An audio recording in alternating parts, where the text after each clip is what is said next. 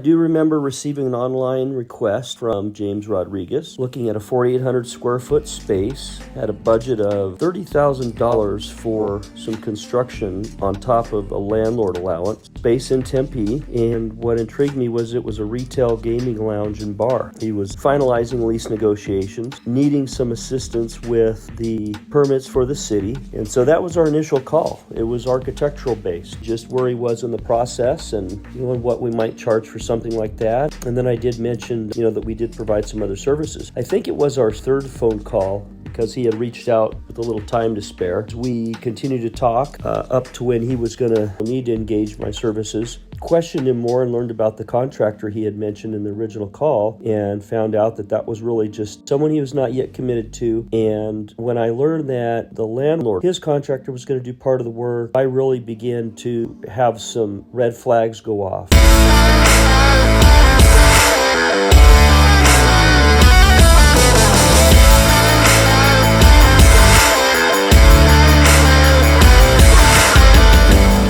You must be James. Sure am, Mike. And this is Talia. Hi, nice to meet you.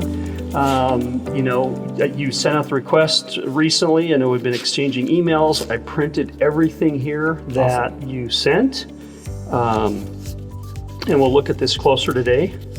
How was it searching and trying to find someone? I know you filled out my form online. Yeah, I did. It's interesting because as I was going through the lease process, I kind of realized I had some gaps from a professional perspective, right? I was kind of going through the lease agreement and realized, I really need an architect to make sure that I'm kind of in the right place and before I even sign my lease, right? So I kind of reached out to you to see, what kind of designs and specs and really look in the space. So. Well, cool. I'm glad I could help you. And we talked first, I think you actually called about hiring an architect. Yeah. And, usually the way I approach things is it sounds funny, but I try to talk people out of what they're doing. And so we got talking about feasibility. Yeah. And so it's like, let's back up, let's slow down, let's take a step and make sure what we're doing is going to work, right? We're not quick to start doing drawings and hire a contractor. So can you walk me through, I think I printed this is what you sent. You sent me a nice package of things, a folder full of like 5 or 6 files, right? Yep, so this is the 2D floor plan, roughly what we're estimating to do in the space right now. So we have kind of our open main space right here, which is currently in the current suite that we're in. And we're going to be basically having people come into our retail location. So they're kind of gated, if you will, allowing an open space for customers to come in, shop our different products. And then from there, we're going to have a gaming lounge just beyond that.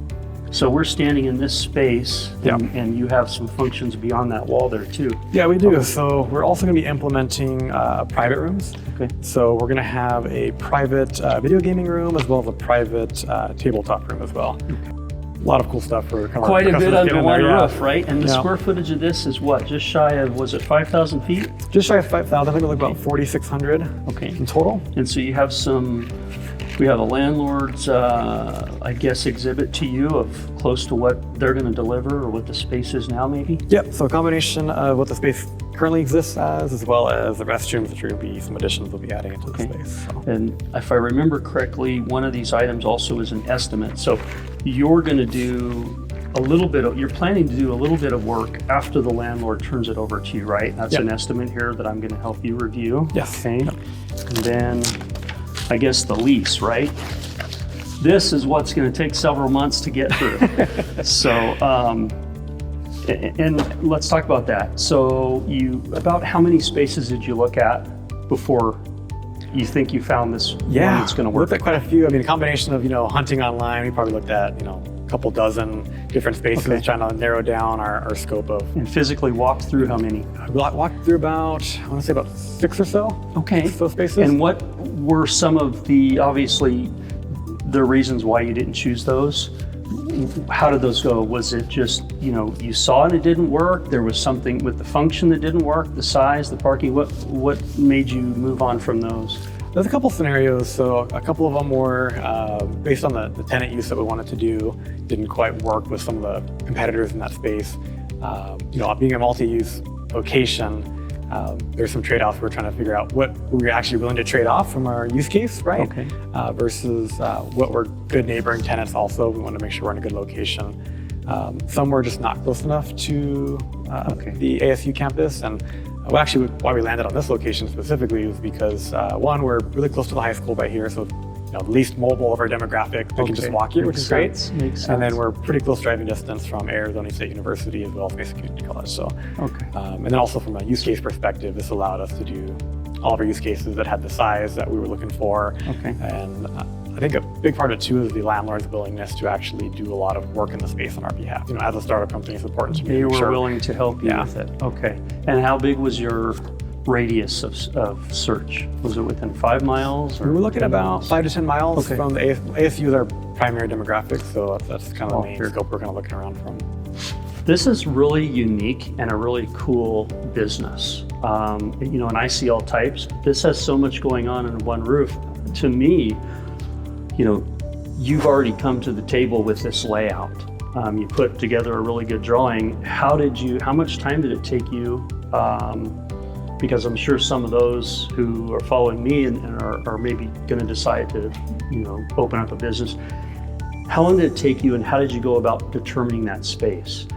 Yeah, so we bare minimum actually we looked at 3,000 square foot. That's like absolutely bare minimum to do almost all of our services. Okay. From there, we kind of scaled out to a bigger location. My ideal target was actually 6,000 square feet, so we're actually a little bit under where I wanted to be. Yeah. Okay, good. But this allowed us to be just in the right size to accommodate pretty much everything we wanted to do with some room to scale and grow a little bit as well, which is also important to me because we actually want to add in a bar, restaurant element as well. In this location? In this location as well. So we're going to be doing like boba, coffee, some of those kind of things, kind of as we scale down the line as well. Okay. But, you know, really it came down to me just kind of drawing stuff out. I had an online tool that I was using to kind of 3D model some of the space and start putting things in the space to see, is this going to work space-wise, right? And kind of playing with first the 3,000 square foot space, like what's the bare minimum, can we fit everything? And then scaling it up to where I really wanted to go. So you had scale to work with, and a lot of, you know, my clients are just working with boxes and they don't realize the scale. Yeah. Okay. And so the scale helped a lot, honestly, quite a bit, because there were some locations I just actually foregone because it didn't make sense to do it based on what we're trying to achieve. In this space, in particular, the additional square footage really allows us to do the private rooms. And I think that's a really big value add for our customers. So being able to actually scale that out, put that in the space and see how big we actually would need for a private room was very beneficial to us. So. I know we talked about this earlier, and I try to use keywords, and I try to really let my website be personalized and speak to people that are searching and they need the help. What would you say maybe the 3 or 4 pain points or challenges were that come to mind that you're facing in this process when you've looked up either myself or the contractor for the space? Yeah, you know, I think the biggest thing is I didn't know what I didn't know, right? And coming to the conclusion as I kind of went through this process, realizing, you know, first off, I need architectural drawings. Drawings, okay. Drawings were a big one. With that, also some guidance in, like, you know, code requirements, right? 'Cause there's things you could look online, but, you know, that's not always going to apply, right? And there's a lot of things you need to be able to dig into, right? I think the design and code were definitely big ones for me. And that thing is, you know, from a build-out perspective, right? What actually work needs to be done, you know, either according to code or otherwise, based on what I'm trying to get my vision into, right? So just like general guidance on here's the actual space, but what's actually going to take to fulfill that vision, right? Right. So, is this finish allowed? Can we go with the wall the way it is? Yes. Do we need to cover this item? Okay. Exactly. I have one for you, and it's probably the biggest one with my clients, and is cost. Now, you might be helped out because of your landlord. Yeah. They'll absorb it into your lease. Yeah. But the biggest one for me is cost, because my clients will say, this is our budget. And so budget, what does that mean? Does that mean this is how much we're willing to spend? Does it mean we've actually priced these things, like going to the grocery store and we've come up with this budget? So I'm sure there was a point in this where you didn't yet know the contractor was going to help, or the landlord was going to help you with that. Yeah. Had you been trying to figure out price, and how did you approach that? Yeah, so a big one for me is knowing that whatever space I picked, I was trying to get a space that would pretty much lean into only cosmetic changes, right?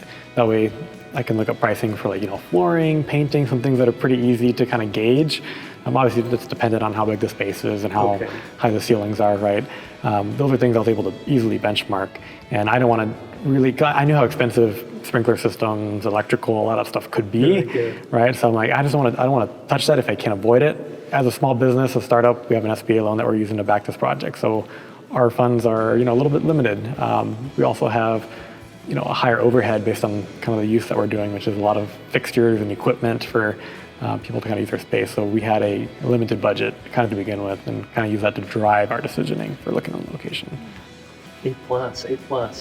So with those bullet points in mind, what advice would you give? Let's say someone, is on their couch or watching this and they have this idea of this really cool business, right? They're going to start driving around looking at spaces, or they're going to talk to, their family about pitching in some money.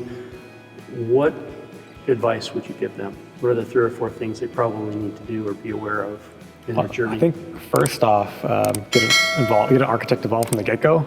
I think that's the biggest thing. I didn't realize as I was going through the process. I knew I needed a contractor to build stuff out, right? Which is important. And some contractors have some architectural experience, right? But especially now that I've been in the point that I am, I realize how much more benefit I would have. Even looking at other locations, right, from a feasibility perspective, having that architect from the get-go, I think would have helped. Touring the spaces to really tell me, even just from a quick eyeball, like, no, the space is really not going to work for what you're trying to achieve, right? Or it's going to be prohibitively expensive based on your budget that you've notified me of. So get them involved early. Get them involved early. I think that's a big piece. I think the other one for me is going to be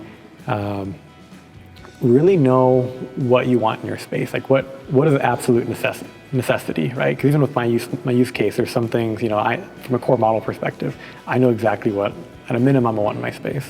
And there's other things that are nice to have, but I'm willing to forego, right? Yes. Depending on the space. Because at the end of the day, you're probably not going to find the perfect location. Maybe you're lucky. In most cases, there are going to be some trade-offs you're going to have to be willing to take, right? And by knowing what you're willing, to absolutely have in the space versus trade-off, working with your architect, I think, is also very important. I love that. So in other words, the bar, the food and beverage, you can do later and phase that in. Exactly. Maybe someone's looking for a patio and they realize the space doesn't have it and I don't need that. And that's great, because I tell clients, think of, you have to collect the revenue. That's how you stay in business. Yep. And so when they're trying to put bells and whistles in there, or all these things they've dreamt about at night, I say, wait, is that item going to sell you more sandwiches? Is this going to sell you more shoes? Yep. Are they not going to come in because of that light fixture, right? Yep. And you can make those decisions, say, yes, this will sell more product, or these things I really love, but they're not going to give me any more revenue, right? Yeah. So we've been looking at, like, in our space too, like, we're looking at flooring. Like, technically, with the way we're getting this floor finish from our landlord, that's technically optional. We're going to have to, like, feel it no matter what. We don't technically have to stain it. We can leave it as a smooth concrete finish, right? Which can save us a decent amount of money. So that's even, like, elements like that, knowing, like, yes, you'd like certain finishes, but at the end of the day, you might be willing to forego those, and if you can layer them in later, right, once you have some cash flow going, to your point, or just forego them altogether, and just, because, like, in some cases too, especially with us, like, we're planning to expand and grow, and this is our satellite location, right? It's our first version of this, so the proof of concept. So we necessarily don't plan here to be here forever, right? Okay. And so that's another part of that too, is like, yes, we're going to come in here, change the space to our needs, but if we are planning to expand and get a larger location, potentially even, buy land and build something completely custom, it's kind of my bigger vision, right? I love it. That's another kind of trade-off for us too. If the location's great, you can forego some things just to get started, get the ground running, get your brand awareness going, and know that if you have a good enough model, your customers are probably going to follow you anyways. So fantastic. Lastly, what brought us to this meeting here today? What did we arrive at? I don't remember. What did I say, or what did you ask that made us say, what, we ought to dig into the feasibility of this thing? Yeah, I think you mentioned before, originally I kind of reached out to you from a need for architectural drawings, right, to be able to hand off to my contractor and my landlord, which was part of the requirement of the lease agreement, right? But as we kind of had some discussions, you had some very pointed questions for me, like, hey, have you done this or done this? And it raised some, concerns on my end as far as, I haven't really looked fully in depth in that part yet, right? And, I think worth spending the additional time and money to really make sure we do some feasibility here, because I haven't signed the lease yet, right? That's the key phrase right there. I can walk away, which is important in the sense that if there is some red flags that we find through this process, that's going to save me a lot of pain later, and I can look at a better location that's more feasible for what we're trying to do. James and Talia, I'm excited to work with you on this, and we'll get some quick answers to you, go down all those important bullet points, and help you decide if you should continue and sign this lease and get the doors. Perfect. Awesome. Awesome working with you so much. Okay, awesome.